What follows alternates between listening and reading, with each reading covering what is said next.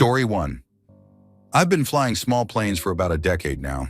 Nothing fancy, just little runs across the state, sometimes carrying passengers, sometimes just cargo. I live in eastern Kentucky, out near Pikeville, where the mountains keep you company more than people do. Flying out here is a different kind of beast. You're threading through ridges, dodging clouds that sit heavy in the valleys, and the sunsets. Man, they'll take your breath away. But not this time. It was late fall, right around dusk. The air was crisp, biting even, but clear as a bell. Perfect flying weather. I was doing a routine flight over the Daniel Boone National Forest, heading back home after dropping off a couple of packages in Lexington. I'd done this route so many times I could probably fly it blindfolded. Everything was smooth. The hum of the engine steady, nothing unusual on the instruments. Just me, the sky, and the trees stretching below like a dark green blanket. I was cruising at about 5,000 feet when I saw it. At first I thought it was the reflection of the setting sun, maybe bouncing off some swampy water below. But it wasn't. It was a bright, glowing orange orb. It hovered just above the tree line, bobbing up and down like it was attached to some invisible string. You know how a kid plays with a paddle ball, bouncing it around without any real pattern?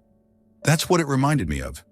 It didn't move like a plane, drone, or anything else I'd ever seen in the sky. I blinked, thinking maybe my eyes were playing tricks on me. But no, it was still there, just bouncing around over the forest like it owned the place. I grabbed the radio and called up air traffic control. Lexington Tower, this is November 624 Lima Charlie. Do you have any traffic near my position? The guy on the other end was calm, like they always are. Negative 624 Lima Charlie. You're clear in all quadrants. What's your position? I gave him my coordinates, keeping my eyes locked on that thing. Copy that. What's your concern? There's something out here, I said, trying to keep my voice steady. About 2 miles ahead of me, over the treetops. Bright orange light. Do you see anything on radar? There was a pause, just long enough to make my skin crawl. Negative, he said. Nothing showing on radar. No military activity in your area either. Can you describe what you're seeing? It's, I don't know, man.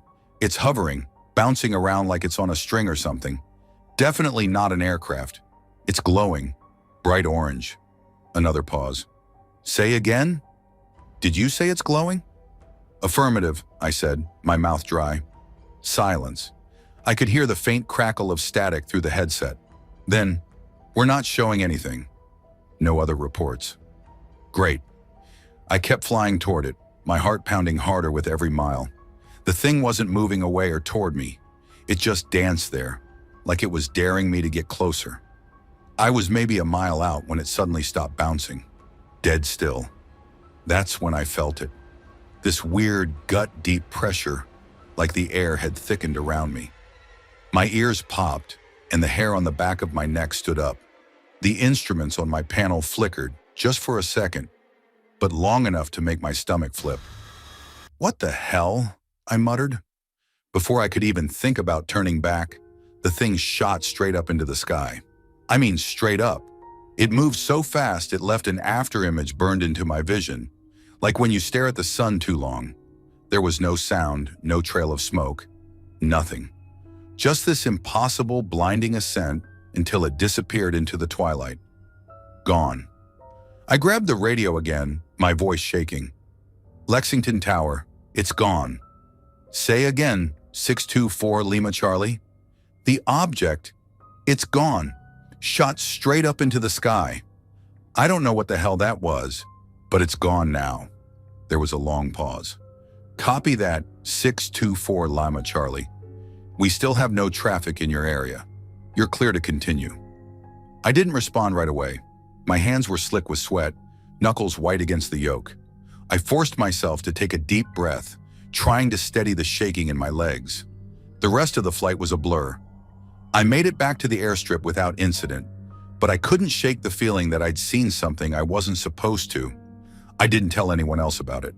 Pilots talk, and the last thing you want is to be the guy known for seeing UFOs or whatever the hell that was. But I'll tell you this, I've flown that route 100 times since, and I've never seen anything like it again. Story 2. It was about a year ago when I stayed at my dad's place for the week to watch his dog while he was off camping with my sister and some friends. My wife was visiting her family in Colombia for the month, and since my in-laws were gone too, I ended up agreeing to watch their dog as well. I figured it wouldn't be too bad.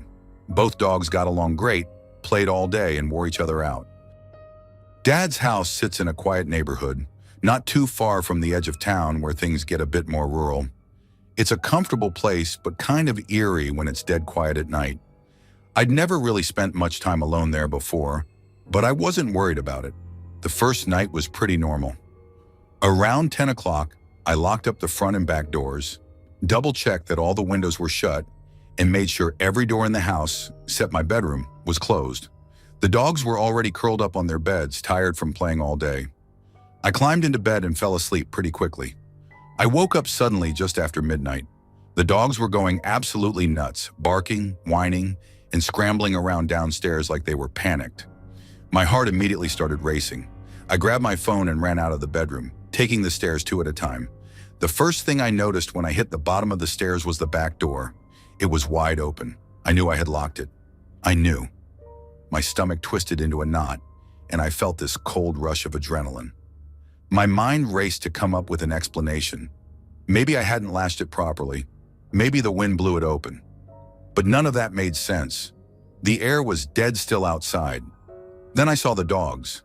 They weren't looking at the back door. They were both lying on the hardwood floor, trembling, ears pinned back, and staring at the basement door. There was a puddle of pee beneath each of them, and the strong smell hit me immediately. These weren't scared yelps. This was full-blown terror. The basement door was open too. I stood frozen for a second, my thumb hovering over the call button on my phone, ready to dial 911. Every instinct I had was telling me to grab the dogs and run out of the house. But there was this stupid part of my brain that couldn't let go of the idea that I had to check the basement. I don't even know why. Maybe I didn't want to feel like some helpless idiot who panicked over nothing. So against my better judgment, I crept toward the basement door. The stairs creaked under my weight as I descended. The air down there was cold and heavy, carrying that faint smell of damp concrete. I kept my phone up, its flashlight cutting through the darkness. "Hello?" I called out, my voice cracking. Nothing. Just the low hum of the furnace in the corner. I swept the light across the room, checking every shadow, every corner. There was no one down there. Nothing out of place. Just old storage boxes, some shelves, and Dad's workbench. I stood there for a moment, breathing hard, trying to convince myself I was being paranoid. Maybe I had left the door unlocked. Maybe the dogs just freaked themselves out. But then I heard it. A faint, almost imperceptible creak from the top of the basement stairs. I spun around, my flashlight beam slicing through the dark. The basement door, which I was sure I had left open behind me, was now slowly closing on its own. I bolted up the stairs, heart hammering in my chest. I slammed into the door before it could shut completely, yanking it open and stumbling into the hallway. The dogs were still there, but now they were silent, their wide eyes fixed on the window overlooking the backyard. I followed their gaze. There was something standing just beyond the tree line, barely illuminated by the porch light.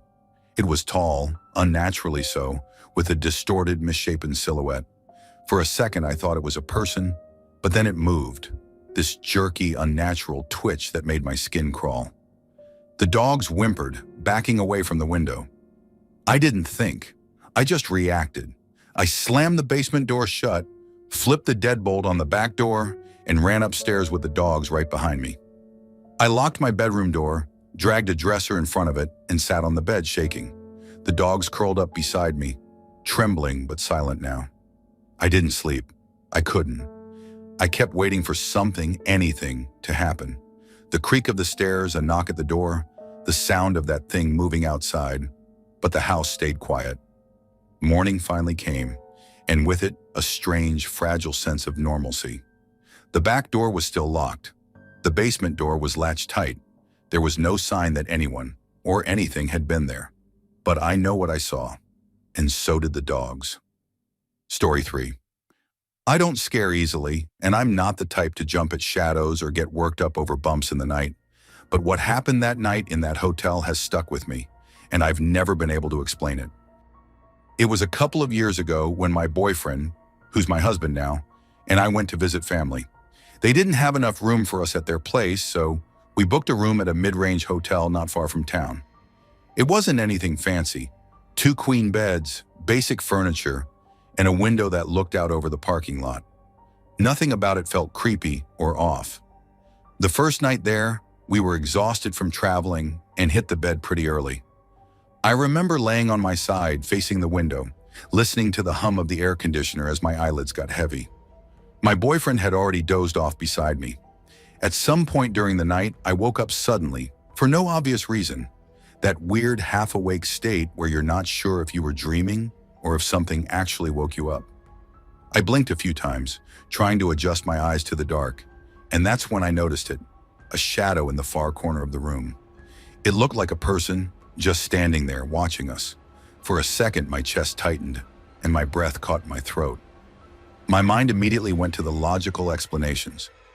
Maybe it was just a trick of the dim light from the parking lot outside, or maybe it was a lamp casting a weird shadow. I stared at it, forcing myself to think rationally. The shape was tall and narrow, the outline just barely distinct from the surrounding darkness. That's when it hit me. Oh, it's probably just a floor lamp. That corner was kind of empty, and a lamp would make sense there. Feeling a little stupid for freaking myself out, I rolled over and pulled the blanket up higher, pushing the unease aside. Morning came, and the events of the night before faded into the background of getting dressed and making plans with family. It wasn't until I was tying my shoes that I glanced over toward that corner again. There was nothing there. No lamp, no furniture, just an empty, bare patch of carpet. I felt this cold, prickling sensation crawl up the back of my neck. I stood up and walked over to double check, thinking maybe I'd missed something. Nope, completely empty. "Hey," I said, trying to sound casual. "Was there a lamp over here last night?" My boyfriend, sitting on the edge of the bed, lacing up his sneakers, gave me a weird look. "What are you talking about?" "In that corner," I pointed. "I thought I saw a lamp there last night when I woke up." His face went pale. "Wait, when was this?" "Middle of the night," I said. "I woke up and saw this shadow. Figured it was a lamp or something." He didn't say anything right away, just stared at me like I just dropped a bomb. "What?" I pressed, feeling my heart rate pick up. He swallowed hard. "I woke up last night too. Felt like, I don't know, like someone was in the room, watching us." I froze. "I couldn't shake it," he went on quietly, his voice low and serious. "It freaked me out so bad I had to get up and go to the bathroom just to clear my head. I remember thinking if I stayed in bed, I was going to lose it." I vaguely remembered hearing him get up, but I'd been half asleep and didn't think much of it at the time. Now hearing him say this, my stomach dropped. "I didn't see anything though," he added quickly, like he was trying to convince himself. "It was just a feeling." We both stood there in tense silence, the weight of what we'd just pieced together settling over us. I wanted to laugh it off, tell him we were just tired and imagining things, but the words wouldn't come. Neither of us mentioned it again after that, but we didn't sleep well for the rest of the trip. Story 4, I was staying at my daughter's place for a week. She and her husband James had recently inherited the house from his late uncle. It was one of those older homes, built in the late 50s with creaky floors and narrow hallways that always seemed just a little too dark, even with the lights on. The layout was kind of strange. You walked into a small foyer, and to the right was their bedroom. Straight ahead was the kitchen, which opened up to a living room with thick blackout drapes that made it pitch black even in the middle of the day. Off to the side was a tiny bathroom. That afternoon, my daughter and I had taken the kids to the store while James and his friend Gary were at work. They both did delivery jobs, but their schedules were never synced. Sometimes one would get off earlier than the other. James was stocky, maybe 5 feet 9 inches, while Gary was tall and lanky, probably over 6 feet.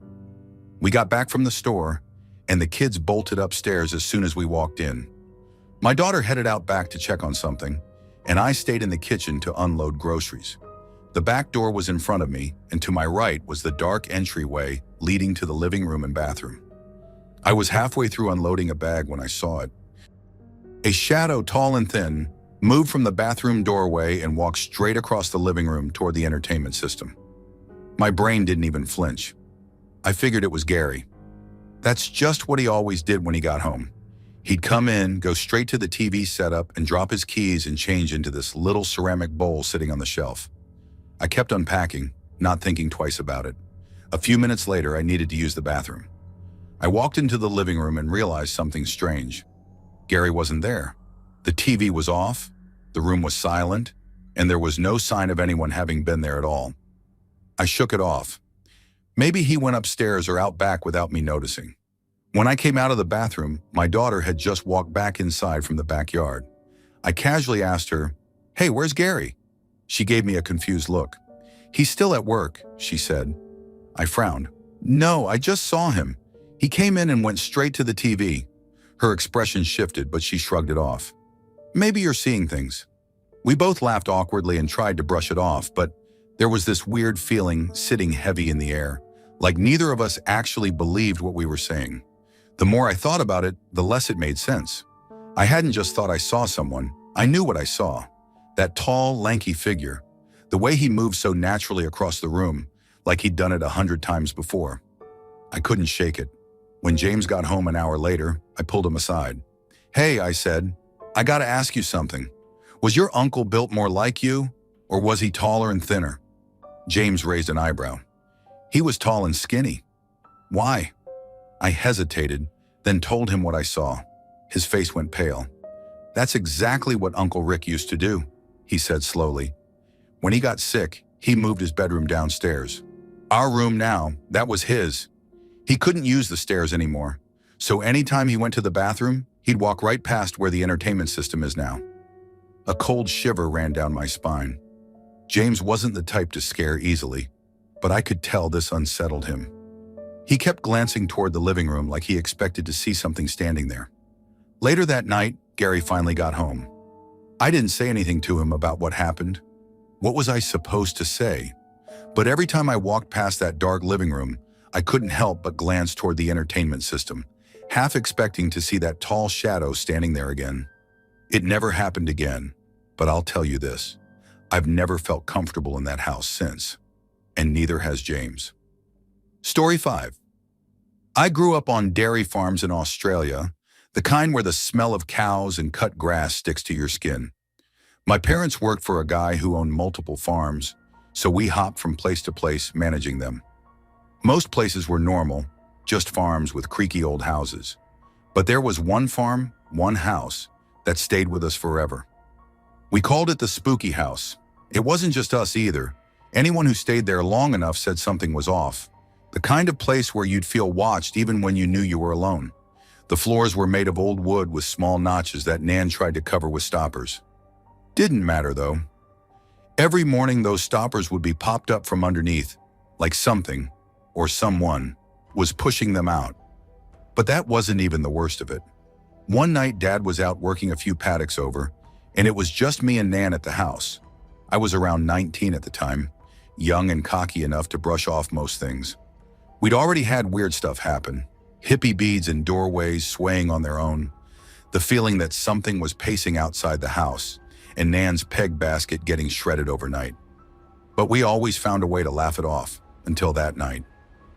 Nan woke me up around 2 in the morning, shaking my shoulder hard enough to make my heart race. "Get up," she whispered, her voice low and urgent. "It's back." I sat up, groggy. "What's back?" She didn't answer, just tugged my arm until I got out of bed. Her face was pale, her lips pressed into a thin line. That was enough to shake off any sleep left in me. I followed her to my room, where we sat on the bed, the only light coming from the moon outside. "Listen," she whispered. At first there was nothing but the usual night sounds, crickets, the rustle of leaves in the wind. But then I heard it, crunch, a slow, deliberate step outside the window. I froze, my breath caught in my throat. It wasn't a kangaroo or a stray cow. It was heavier, too human. Crunch. Another step, right outside the wall. Nan's hand tightened on mine.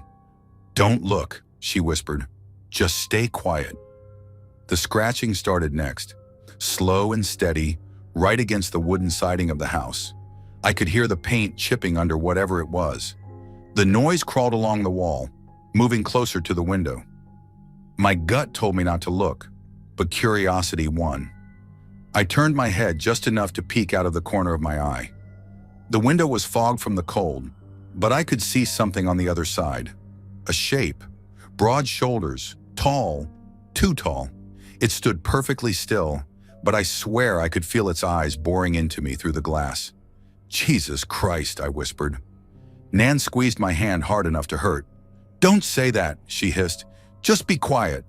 The scratching stopped, replaced by a deep, guttural breathing that made my skin crawl. Whatever was out there wasn't human, at least not anymore. We sat there for what felt like hours, the thing circling the house, its footsteps crunching through the frost-covered grass. Every few minutes, it would stop, as if waiting for us to make a move. My heart pounded so hard I was sure it could hear it. Then came the knock. 3 sharp raps on the window. Not frantic, not aggressive, just deliberate, like it was politely asking to come in. Nan flinched, her breath hitching. I couldn't move, couldn't think. I just stared at the fogged-up glass, waiting for the next knock. But it never came. Instead, there was silence. We sat there, straining to hear any sound. But the night had gone completely still. No footsteps, no breathing, nothing. "Do you think it's gone?" I whispered. Nan shook her head. It's waiting." For what? I didn't want to know. We stayed like that until dawn, too scared to move. When the first light of morning crept through the window, Nan finally let go of my hand. Her knuckles were white, her face drawn and tired. "I'm going out," I said, my voice rough. "Don't," she warned. "It's better to leave it alone." But I had to see. I had to know if it was real or if we'd both just lost our minds. I stepped outside, the cold air biting at my skin. The frost had melted in patches, revealing trampled grass all around the house, especially near the windows. Long, deep scratches marred the wood siding, right at shoulder height. I ran my fingers over the gouges, feeling the rough splinters under my touch. Near the clothesline, Nan's peg basket lay in pieces, shredded like something with claws had torn through it. I didn't say anything when I went back inside. Neither did Nan. We never talked about that night again. Not really, but a week later we moved to a new farm. Dad said it was because the old place wasn't profitable enough, but I knew better. Nan knew better too. Some places just aren't meant for people, and that house, it didn't want us there. Story 6. It was supposed to be a peaceful weekend getaway. My husband and I had driven out to Santa Fe, New Mexico, to enjoy the charm of the old town with its adobe buildings and art galleries scattered along narrow streets. We'd booked a room in one of the oldest hotels in the area, a place with thick wooden beams, creaky floors, and dim lighting that made it feel like stepping into another century. I didn't believe in ghosts, not really. Stuff like that didn't happen to people like me. At least, that's what I thought. The room itself was charming in a rustic way, with antique furniture that looked like it had stories to tell. There was this odd little wooden chair near the window, the kind you see in movies set in pioneer times. Its seat was noticeably slanted toward the back, as if whoever built it had either made a mistake or had a strange sense of design. I remember thinking it was weird but oddly perfect for holding my computer bag, which I carefully set on it when we arrived. I'm obsessive about my electronics. I liked that the slanted seat made my bag slide all the way back against the chair, snug and secure, where it couldn't fall off. Just to test it, I nudged the bag a little. It didn't budge. Satisfied, I hung my new dress over the back of the chair.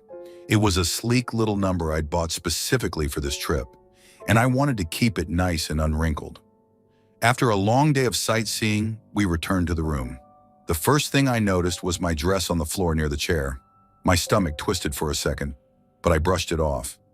Maybe housekeeping had come in, though we'd had the "Do Not Disturb" sign up all day. Still, mistakes happen. I picked up the dress, inspected it for wrinkles, and hung it back up. We ordered dinner, ate quietly while watching some forgettable show on TV, and eventually turned in for the night. The room was pitch dark except for a faint orange glow from the streetlights filtering through the curtains. My husband and I lay side by side, talking in those sleepy, half-conscious voices you use when you're just about to drift off. And then it happened. A slam. Loud. Violent. It was like someone had taken a piece of heavy furniture and thrown it against the floor. The sound echoed through the room, sharp and jarring. My heart shot into my throat. "What the hell?" I gasped, already fumbling for the bedside lamp. My husband sat up, blinking in the sudden light. "What was that?" he muttered groggily. The room looked exactly as it had before, except for one thing. My computer bag was on the floor, but not just on the floor near the chair where it had been safely perched. No, it was all the way across the room, a good 10 or 15 feet from where I'd left it. It was as if someone had lifted it high into the air and hurled it with all their strength. There was no other explanation. The chair itself hadn't moved. Nothing else in the room was disturbed. Just my bag, lying there in a spot that defied logic. I stared at it, my pulse pounding in my ears. "There's no way," I whispered. My husband shrugged, the casualness in his voice not matching the sheer weirdness of what we were seeing. "Maybe it's haunted," he said, his tone weirdly amused. "Santa Fe has a lot of old buildings like this. Maybe the ghost doesn't like stuff on its chair." I glared at him, my skin prickling with fear. "This isn't funny," I snapped. "Things don't just do that." He shrugged again, clearly not as rattled as I was. But I couldn't let it go. The sound had been so loud, the force behind it undeniable, and the way the bag had landed, it made no sense. I stood up, my legs shaky, and approached the bag. My mouth went dry as I knelt to pick it up. My mind raced with rational explanations. Maybe there had been a small tremor, or maybe I hadn't placed it as securely on the chair as I thought. But none of it made sense. The chair slanted backward, not forward. For the bag to land that far across the room, it would have had to defy gravity entirely. I checked my laptop, my hands trembling. Miraculously, it was fine. I set the bag carefully on the bed, far away from that cursed chair. "We're leaving," I said firmly, my voice trembling. He raised an eyebrow. "Come on, it's just one weird thing." "One weird thing too many," I muttered. "I'm not sleeping in the dark, that's for sure." I left the bedside lamp on for the rest of the night, my eyes darting to every shadow, every flicker of movement. My husband drifted back to sleep eventually, but I lay awake, heart racing, every creak and groan of the old hotel feeding my growing paranoia. By morning, I was ready to bolt. My husband teased me about being spooked, but I didn't care. Something had happened in that room, something I couldn't explain, and didn't want to try to understand. I've never stayed in an old hotel again, and to this day, I never leave anything important on a chair. Story 7. I live in a small, quiet town about an hour outside Pikeville, Kentucky. It's the kind of place where time moves slow and the streets go silent by nightfall. Most of the houses around here are old, creaking wood structures that have seen better days. Some look like they're barely hanging on, their windows dark and lifeless. There's one in particular on the corner of Cedar and Hollow Street, a big sagging thing with peeling paint and boarded-up windows. Kids say it's haunted, but I've never paid much attention to those kinds of stories. That was before I saw the old man. It was late afternoon, just before sunset. The sky had that weird, hazy orange glow that makes everything look off. I was on my way back home from the store, walking the usual route down Cedar Street, past that creepy old house. The street was empty, the air thick with the kind of stillness that makes you want to walk faster. That's when I saw him, an old man, walking toward me from the opposite direction. He was tall and thin, dressed in a faded brown coat that looked older than I was. His head was tilted back, eyes fixed on the upper windows of the old house. There was something unsettling about the way he moved, slow but deliberate, like he had all the time in the world, but knew exactly where he was going. I tried not to stare, but there was something about him that made it hard to look away. His face was pale and lined, like old leather stretched too tight. His lips were moving, but no sound came out. I figured he was just some eccentric local, maybe lost in thought or muttering to himself. People do that sometimes when they think no one's watching. I lowered my gaze to the cracked sidewalk and kept walking, telling myself not to be weird about it. But when I looked up again, he was gone. I froze mid-step, my heart thudding hard against my ribs. There was no way he could have just disappeared like that. The street was straight and empty, no alleys or side paths for him to slip down. He hadn't passed me, and I hadn't heard any footsteps running away. I spun around, half expecting to see him standing behind me, but there was nothing. Just the same quiet street, the same eerie old house looming like a dark shadow against the sky. Panic prickled at the edges of my mind, but I forced myself to stay calm. Maybe I'd just been distracted and hadn't noticed him turning off somewhere. Yeah, that had to be it. I took a shaky breath and started walking again, faster this time, my shoes slapping against the pavement. The air felt colder now, heavy with a strange tension that clung to my skin. I kept my eyes straight ahead, refusing to look back at that house or the spot where the old man had vanished. But I couldn't shake the feeling that something was wrong. You ever get that sensation like someone's watching you, even when you know no one's there? That creeping awareness that prickles the back of your neck and makes your stomach twist into knots? That's what I felt as I walked away from that house. By the time I reached the next block, I was practically jogging. I didn't care if I looked ridiculous. I just wanted to be home, surrounded by familiar walls and the sound of my TV humming in the background. When I finally burst through my front door, I slammed it shut behind me and locked it, my breath coming in a short gasp. For a moment, I just stood there, leaning against the door and listening to the sound of my own heartbeat pounding in my ears. I wanted to tell myself it was nothing, that I'd imagined the whole thing or let my mind play tricks on me. But deep down, I knew better. I've walked that street hundreds of times, and I've never seen anyone disappear like that. There was no logical explanation for what I saw or didn't see. And here's the thing that still keeps me up at night. Later, when I finally calmed down enough to think straight, I remembered something else about that old man, his shadow, or rather the fact that he didn't have one.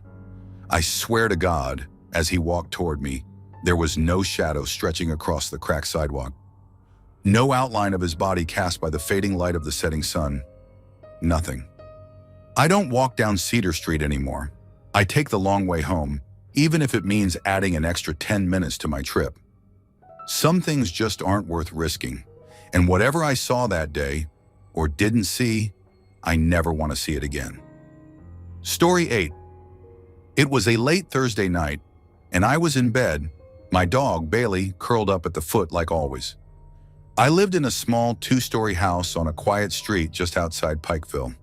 You could hear every creak and groan in the place when it got this quiet. I'd spent most of the day cleaning up, moving stuff around, so the room was finally tidy for once. I was just on the edge of sleep, that strange point where your body feels weightless and your mind starts drifting off into nonsense. That's when Bailey's head shot up. I didn't move at first. I was too groggy to care. She was staring straight into the middle of the room, her ears pricked, her body tense. I've had Bailey for 5 years, and I'd never seen her like that. Dead still, eyes locked on something invisible. "Bailey," I muttered, voice scratchy. "What's up?" She didn't even flick an ear at me. Whatever had her attention had it fully. Slowly her head turned, like she was tracking something moving across the room. I felt a cold knot form in my gut. Dogs don't act like that unless there's a reason, but there was nothing there, at least nothing I could see. "Bailey?" I said again, louder this time. Still no response. Her head continued to move, following something. Then her head stopped. There was a sudden, sharp crash as my backpack, which had been leaning against the wall for hours, toppled over like someone had just kicked it. I jolted upright, heart pounding. That pack hadn't budged all night. I'd thrown it there after coming back from work, and it hadn't moved since. Maybe it slipped, I whispered to myself, though I knew better. The angle was all wrong. It hadn't been sitting on anything uneven, and there was no draft in the room. Bailey stood up now, tail low, eyes still locked on whatever she was seeing that I couldn't. My skin prickled. The room felt off, like the air was heavier, pressing down on me. I swung my legs off the bed, my bare feet hitting the hardwood floor. "All right," I said, forcing a shaky laugh. "Weird night, that's all." I wasn't convincing myself. Bailey let out a low, guttural growl, a sound I'd never heard from her before. I swear it made the hair on the back of my neck stand straight up. She was staring at the window now, her body stiff as a board. My bedroom window was on the second floor. There was no way anyone could be out there. But that didn't stop me from feeling like there was something or someone watching from the other side. My pulse thudded in my ears as I stood frozen, not sure whether to move toward the window or bolt out of the room entirely. Then it happened. A deafening bang against the glass. It wasn't a tap or a knock. It was a full-force, violent impact, like someone had thrown their entire body against it. The sound echoed through the room, shattering the silence. Bailey yelped and backed up toward me, her nails scraping against the floor. I didn't look at the window. I couldn't. Every instinct in me screamed to run, to get the hell out of that room without daring to see what might be on the other side of that glass. My chest tightened, and I felt like I couldn't breathe. And I ran. I didn't think about grabbing shoes or my phone. I didn't care. I just sprinted out of the room, Bailey right on my heels, and slammed the door behind me as if that thin piece of wood could protect me from whatever the hell had just happened. My heart was racing so hard I thought I might pass out. I stood there in the hallway, chest heaving, Bailey pressed against my leg, still growling low in her throat. I waited, listening. Nothing. No more bangs. No footsteps. Just an eerie, suffocating silence. I wanted to believe it was just some freak accident, a bird maybe, slamming into the glass. But I knew better. Birds don't hit windows that hard in the middle of the night, and they sure as hell don't knock over backpacks beforehand. I stood there for what felt like hours, too scared to move, too scared to go back into that room. Eventually, I crept downstairs, Bailey sticking close, and spent the rest of the night on the couch with every light in the house on. I never figured out what it was. The next morning, there wasn't a single scratch or mark on the window. No signs that anything had been there at all. But I knew what I heard, what I felt, and I never slept in that room again. Story 9. I used to stay over at my aunt's house sometimes when I was a kid. It was one of those old, creaky places that felt like they had stories buried deep in the walls. She lived in a small town about an hour from where we were, in a big 2-story house that had seen better days. My cousins loved to freak me out, saying weird stuff like how the dolls in the guest room moved around at night, or that shadows would crawl up the walls when no one was looking. I never bought into it. I was practical like that. Until one night changed everything. Whenever we stayed over, I usually ended up on the couch in the living room. The couch faced this long staircase in the middle of the house that went straight up to the second floor. It had a wooden banister that creaked if you so much as looked at it. And the stairs were old enough that every step groaned under the weight of a foot. Even when no one was on it, sometimes it made these settling sounds like the house was breathing. Creepy, but explainable, right? This particular night, everything was the same as always. My cousins had crashed upstairs after dinner, and my aunt went to bed early, like she usually did. The only light was this faint orange glow from a street lamp outside the window, just enough to cast long, eerie shadows across the room. It was dead quiet, except for the occasional creak from the old wooden walls. I lay there on the couch trying to fall asleep, but couldn't shake this weird feeling crawling under my skin. You know that sensation when you're almost sure someone's watching you? I chalked it up to being paranoid, probably because of all the spooky stories my cousins had dumped on me earlier. Still, I pulled the blanket up to my neck and forced myself to breathe slow. Then I heard it. Clink, clink, clink. It was faint but distinct, the unmistakable sound of a marble being dropped onto wood and rolling across the floor. I froze, my heart thudding hard in my chest. My first thought was that one of my cousins was messing with me, dropping marbles from the top of the stairs as a prank. I even sat up halfway, ready to yell at them to knock it off. But then I realized something. No one in this house even played with marbles. And why would they? We weren't 5 years old. My mouth went dry. I strained to listen, my ears practically buzzing in the silence. For a long second, nothing happened, and I started convincing myself I'd imagined it. Maybe it was just the house settling, I thought. But then, clink, it happened again, the same exact sound. a marble dropping from high up, hitting the wood of the stairs and rolling down before coming to a stop somewhere near the bottom. I swear to God, I could almost see it in my head. The little glass ball bouncing once, twice, then spinning slowly on the wooden floor until it settled into complete silence. I wanted to get up and check the stairs, but my legs wouldn't move. The room suddenly felt colder, like all the warmth had been sucked out of the air. Another drop. Clink. This time, it rolled even closer to where I was lying. My breath caught in my throat. I gripped the edge of the blanket so hard my knuckles turned white. It kept happening, over and over. 5, maybe 6 times. Clink, clink, clink. Every drop was the same. No footsteps, no shuffling sounds, just the impossible repetition of that marble hitting wood and rolling, like some invisible hand was casually dropping them one by one down the stairs.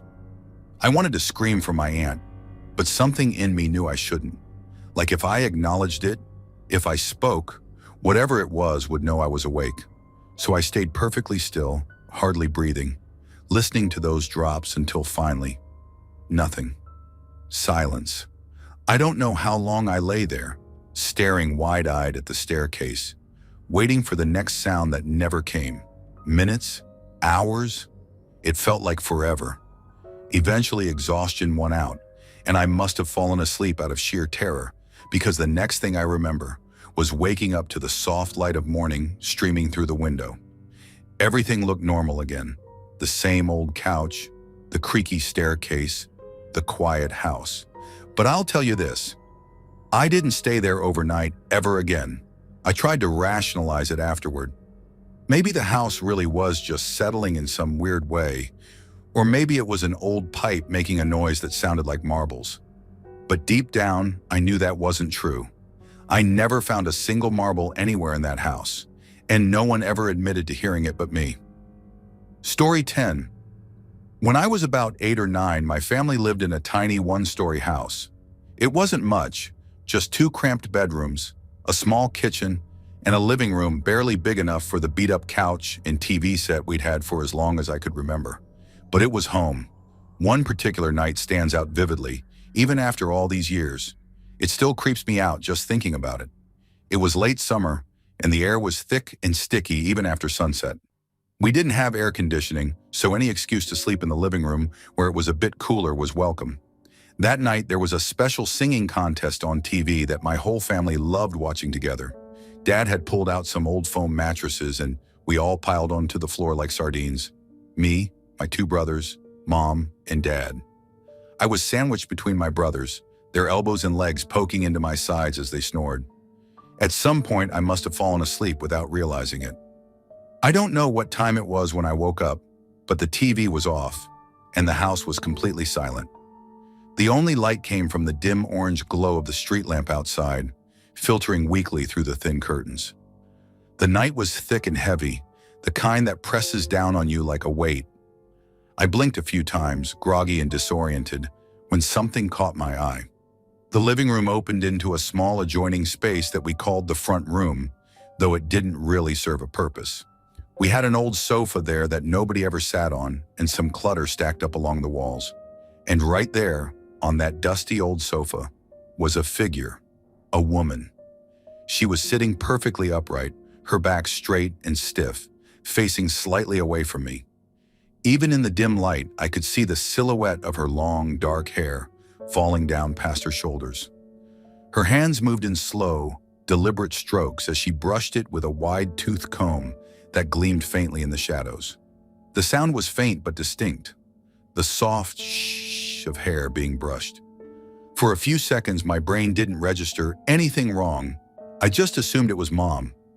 "What's she doing brushing her hair in the dark?" I mumbled under my breath, my voice thick with sleep. It made no sense, but I was still half dreaming, trying to rationalize it. Maybe she couldn't sleep and had decided to sit in the front room by herself for some reason. I was about to roll over and go back to sleep when I caught sight of Mom lying just a foot away from me, curled up next to my younger brother.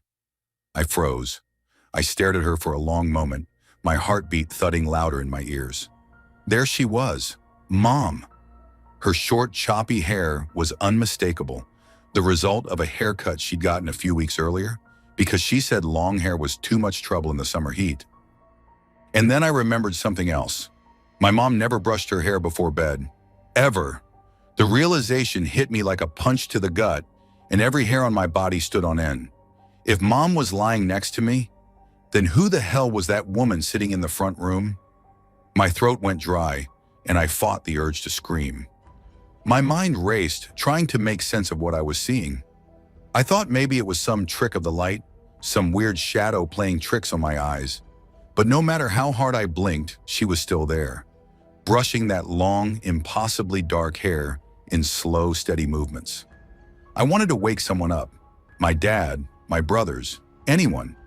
But I couldn't move. It felt like my body was paralyzed with fear. I didn't want to look at her anymore, but I also couldn't look away. There was something wrong about the way she sat, too stiff and unnatural, like she wasn't fully real. Then, as if sensing my gaze, she stopped. The brushing sound ceased abruptly, and she froze mid-motion, her head tilted ever so slightly as though listening. My breath caught in my throat. I was sure she was going to turn around and look at me, and I knew that if she did, I'd see something I wasn't meant to see, something that would break me. I did the only thing I could think of. I yanked the blanket over my head and curled into a tight ball, trembling so hard that my teeth clattered. The air under the blanket was stifling, but I didn't care. I squeezed my eyes shut, trying to convince myself that I was dreaming, that none of this was real. But no matter how much I tried, the icy grip of terror wouldn't let go.